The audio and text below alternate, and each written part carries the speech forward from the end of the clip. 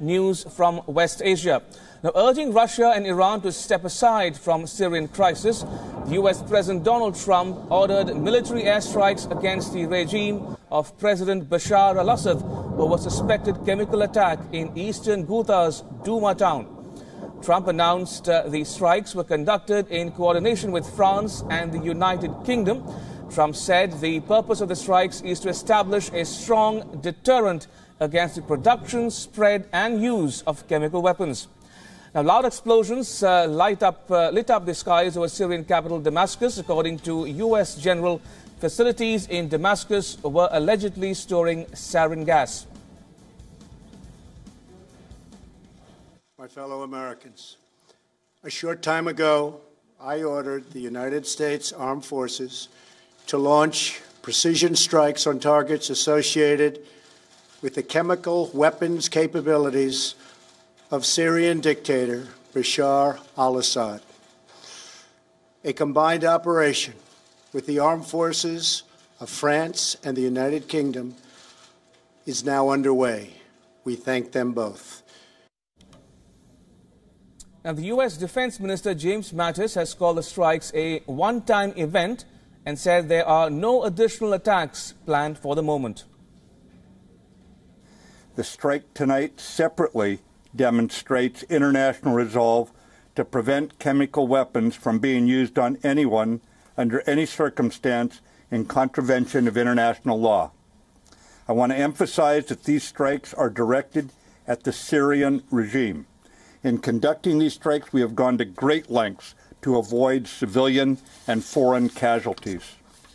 But it is a time for all civilized nations to urgently unite in ending the Syrian civil war by supporting the United Nations-backed Geneva peace process. Meanwhile, the British Prime Minister Theresa May has reacted to the airstrikes against Bashar al-Assad's regime. This evening, I have authorised British armed forces to conduct coordinated and targeted strikes to degrade the Syrian regime's chemical weapons capability and deter their use. We are acting together with our American and French allies. In Douma last Saturday, a chemical weapons attack killed up to 75 people, including young children, in circumstances of pure horror. The fact of this attack should surprise no one. Now, the Syrian state media has reported that some scientific and research facilities in the capital Damascus were hit by the U.S. airstrikes.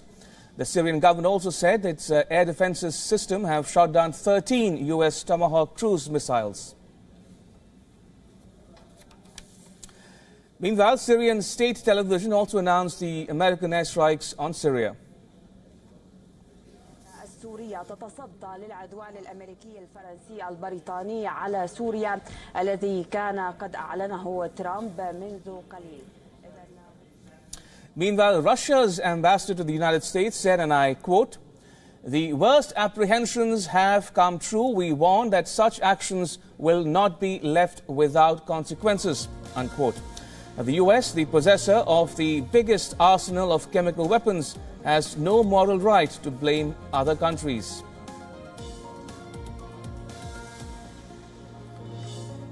Right, so that's the big news we are tracking here on WION this moment. America launching airstrikes targeting Damascus, the capital of Syria, targeting three areas, three locations. One, the scientific center in Damascus, a chemical weapons facility in Homs, and a third location. The Syrian state media says 13 Tomahawk cruise missiles were shot down by their air defenses. And these are the latest visuals coming to you from inside Syria, where America has launched joint airstrikes against the Bashar al-Assad regime of Syria, along with their British and French counterparts. And just moments ago, we heard President Donald Trump of the U.S. deliver a televised address to the nation, as it were, announcing the American airstrikes targeting the Syrian facilities in Damascus. And these were described as targeted precision strikes in coordination with the British and French forces. All right, we're joined back on the phone line from Amman in Jordan by our correspondent Daniele Pagani. Good morning, Daniele. Good to have you join us back on this bulletin. Now, we've heard from all the main players in this unfolding story, the Americans, the Brits, the French, also the Russian ambassador to the US and also the Syrian presidency. Now, looking ahead, have we at all heard about the consequences of these airstrikes? What action might the Russians be considering at this point in time? The Russians will very carefully consider what kind of action, because I would say that we have to give it to President of the United States, Donald Trump, when he said that the missiles would have been smart to a certain extent. He was right. The American forces targeted at 3 precise objectives, strictly connected only, and only, I would like to stress, with the Syrian government. There have been no Russian equipment, military personnel, premise, or anything connected to Russians involved in this last wave of airstrikes. Therefore, Russia has not been directly attacked. We've heard the reaction from the Russian ambassador in the United States, a very much expected and mild reaction. Of course, Russia was demanded to respond, at least diplomatically, at least putting out a statement on this. I don't see I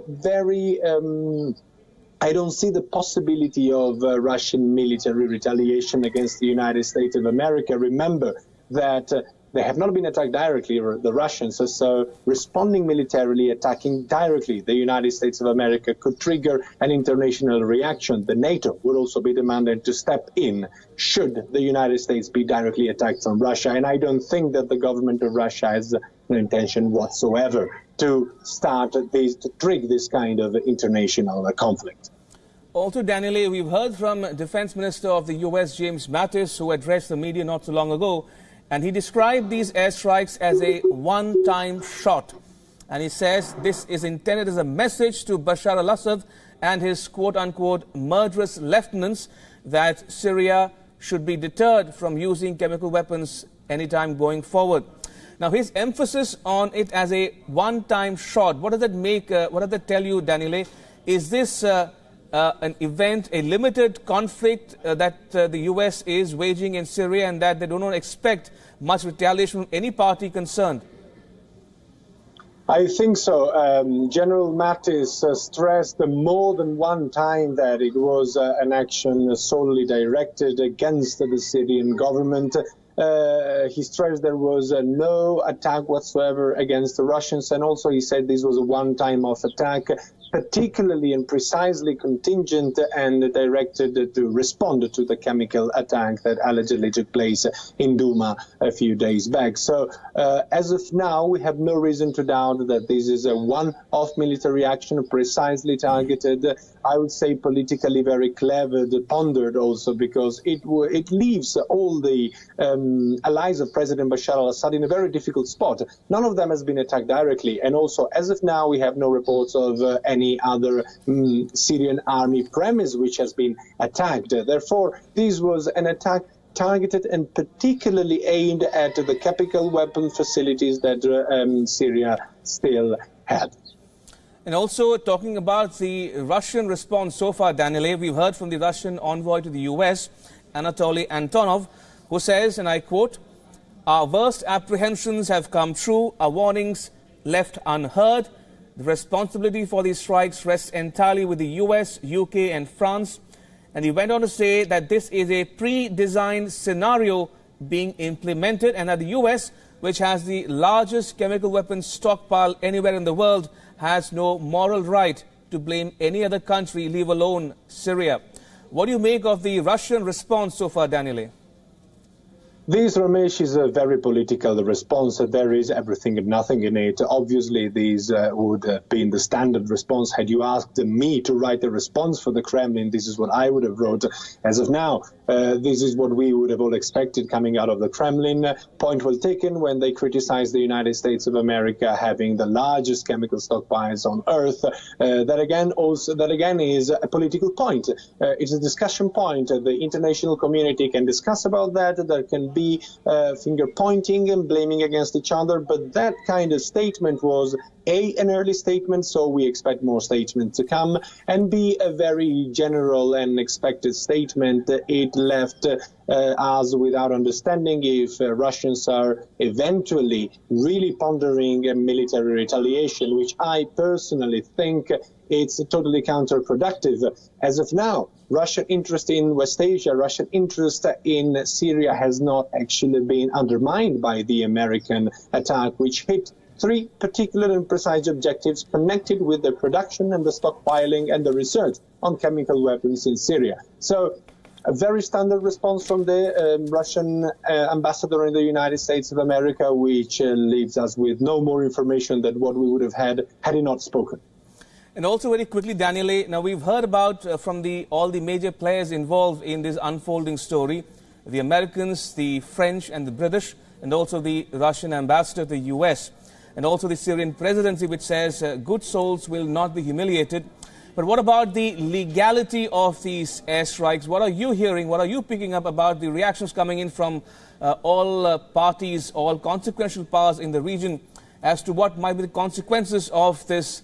The legality of these airstrikes, do many people see it as a unilateral airstrike bypassing the international community, namely the UN?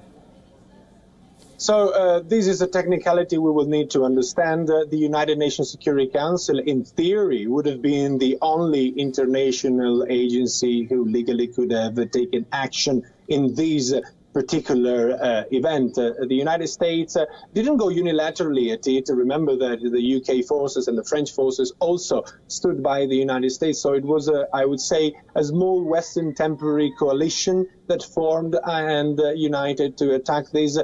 So as of now, this is majorly, so to say, trilateral attack against Syria. Of course, the government of Syria, even before this attack took place, said that any action conducted by the United States of America would have been illegally a violation of its soil and sovereignty. They have been saying so many times, referring also to the military presence that the United States have in the northern part of the country, where they have at least 9 to 10 temporary bases and 2,000 troops. Russia has been pretty silent on the legality of the matter. If the United States strikes targeted only chemical premises, there might not be a violation of international law. We are waiting Tehran, because Tehran also would obviously have a say in this. Remember that Iran is perhaps the staunchest military, and not only military, also I would say politically and to a certain extent religious ally of the president of Syria. So we're waiting to see what they are going to say and how they're going to move. Daniele, stay on if you will. Let's quickly listen to what Trump actually said in his televised speech. My fellow Americans, a short time ago, I ordered the United States Armed Forces to launch precision strikes on targets associated with the chemical weapons capabilities of Syrian dictator Bashar al-Assad. A combined operation with the armed forces of France and the United Kingdom is now underway. We thank them both. Tonight, I want to speak with you about why we have taken this action.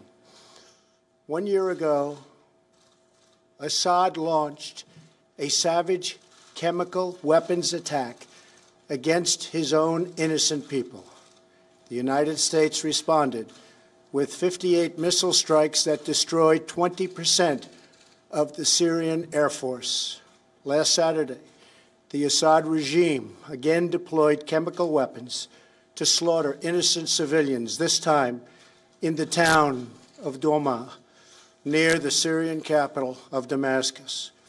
This massacre was a significant escalation in a pattern of chemical weapons use by that very terrible regime. The evil and the despicable attack left mothers and fathers, infants and children thrashing in pain and gasping for air. These are not the actions of a man. They are crimes of a monster instead.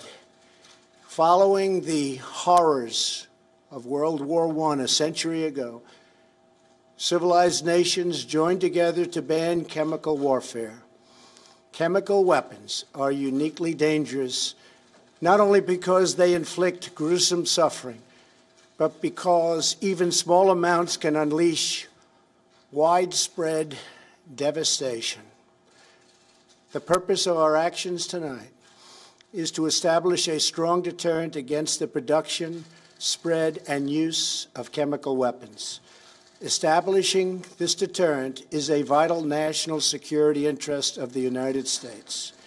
The combined American, British, and French response to these atrocities will integrate all instruments of our national power, military, economic, and diplomatic. We are prepared to sustain this response until the Syrian regime stops its use of prohibited chemical agents. I also have a message tonight for the two governments most responsible for supporting, equipping, and financing the criminal Assad regime. To Iran and to Russia, I ask, what kind of a nation wants to be associated with the mass murder of innocent men, women, and children? The nations of the world can be judged by the friends they keep. No nation can succeed in the long run by promoting rogue states, brutal tyrants, and murderous dictators.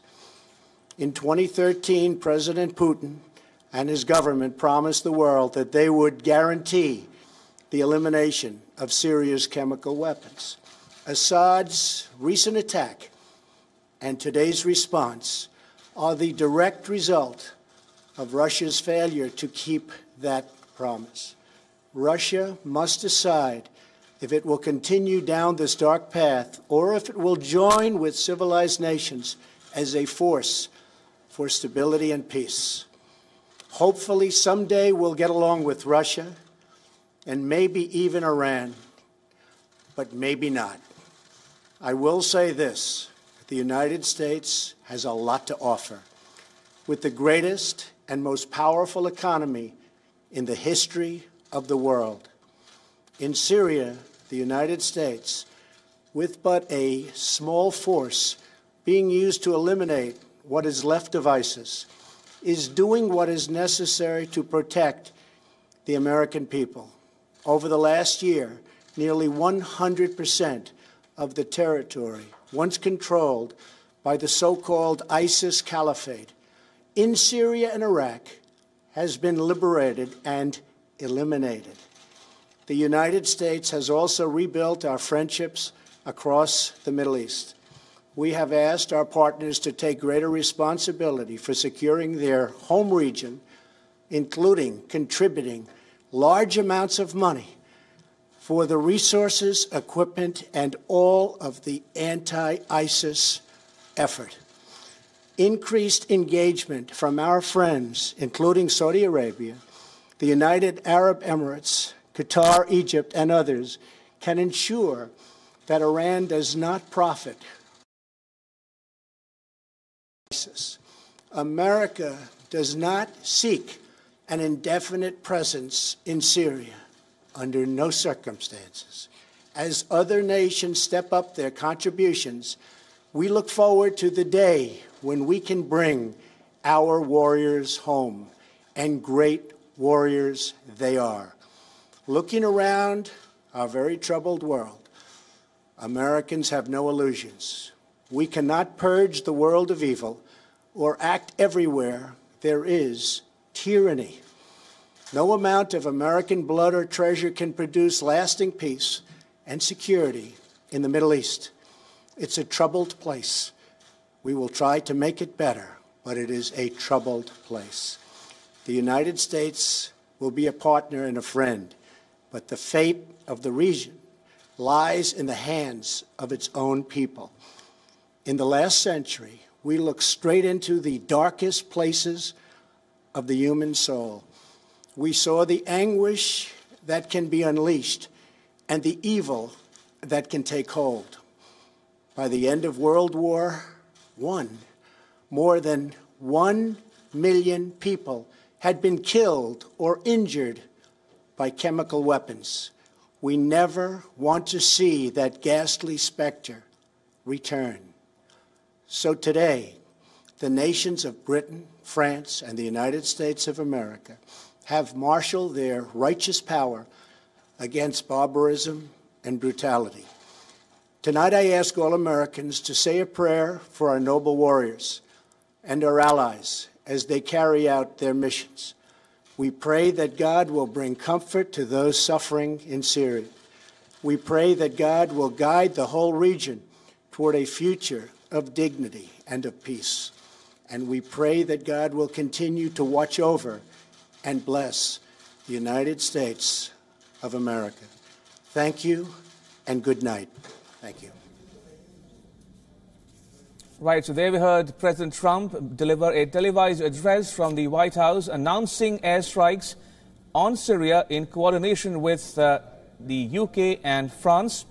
And Tomahawk cruise missiles were fired at 3 locations in and around the capital of Syria, Damascus, targeting a research center in Damascus, a chemical weapons facility in Homs, and 1 other location. The Syrian state media says it shot down 13 missiles fired in the direction of Damascus. And these are the visuals coming to you from Damascus earlier in the morning today of the missiles being hit at targets in Damascus. Right, going back one more time to my colleague Danieli, who is standing by in Amman in Jordan. Danieli, we heard President Trump justify the airstrikes on Syria at this point in time.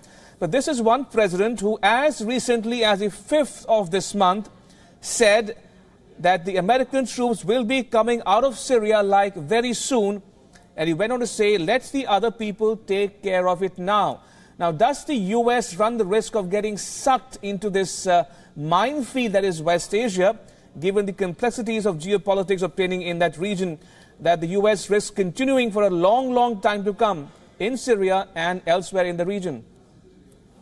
There is a risk. There is absolutely a risk that these could happen, because should the Iranians and the Russians react militarily, of course, the desire of President Donald Trump of pulling back his troops would not come true, at least would not come very soon. Of course, they will need to keep a presence. Also, remember that President Donald Trump and the entire establishment he's running, General Mattis, his new national security advisor, and his new Secretary of State, Mike Pompeo, and Mr. Bolton, they're all strongly anti-Iranian. And one way of counterweighting Iran in West Asia is to have a small military presence in Syria, where they can at least have privileged observation point on what Iran is doing in the country. Remember, Iran is the staunchest military, and not only military, also politically ally of the president of Syria, Bashar al-Assad. It's early to say. We need to find out what kind of reactions all the belligerents on the ground will perpetrate. We will need to understand that. Only then we will understand what will be the future of the United States troops in Syria, which anyway remains very limited. Also, even if they pull out of Syria, remember that the United States military presence in West Asia, Ramesh, is extremely widespread. They have bases and weapons and air and jets and and heavy armor in Iraq. They have naval bases in Qatar. They are positioned in Cyprus. They have a NATO alliance. They hold control of the base in Turkey of Incirlik. So should they, even if the United States will decide to pull out of Syria, their military presence in the United States will not be heavily affected, I would say.